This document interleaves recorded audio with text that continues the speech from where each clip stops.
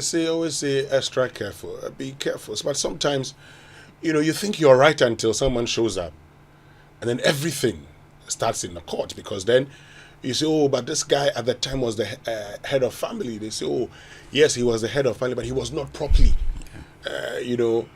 put in there as head of family. Or okay, he was head of family, and to realize he shouldn't have been head of family. Yes. I mean, tell us, what should we know? What are the various, land ownership systems in Ghana, and how does it even impact the acquisition of land? Yeah, very well. So, the first thing that we should do, judging from the fact that I already indicated that land is unlike tomatoes. When you are buying tomatoes, you need to know the owner of the land, and that is where the due diligence comes in. Ideally, the ideal situation is that you get lawyers involved from the outset when you are going to acquire land. Okay. However, many people don't do that. Why do I need to get lawyers involved? You need to get lawyers involved because most of the lands are not owned by the people who say they own it, and there are various holding regimes when it comes to land. So a lawyer needs to get involved to do the due diligence searches. Let me give you an example. If it is a land that is in a registrable district, registrable district means that the Lands Commission have records of it. What it means is that a lawyer can do the proper due diligence searches at the Lands Commission to know what are the various activities affecting that land. So this is why you need an expert to do proper due diligence. And one thing you must also know is that the ownership of land. Yes. Lands in Ghana generally, 80% of it is customary. Customary means that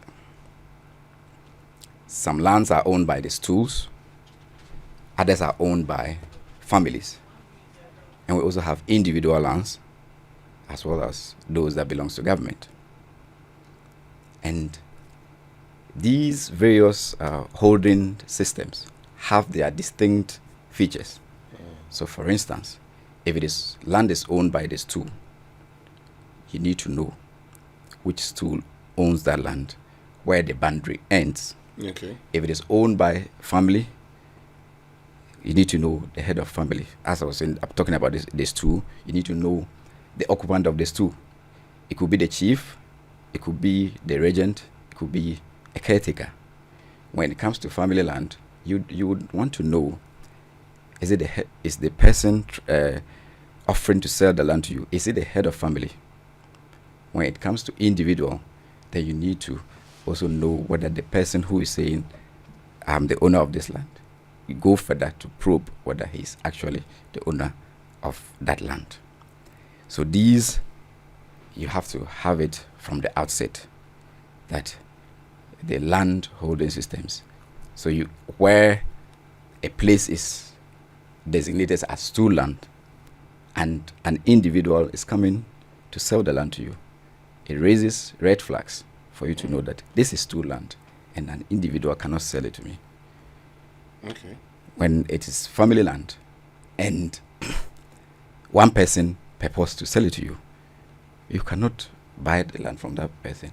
And some places are also public lands or government lands. And a stool comes to say that I'm selling this plot of land for you for commercial purposes. You need to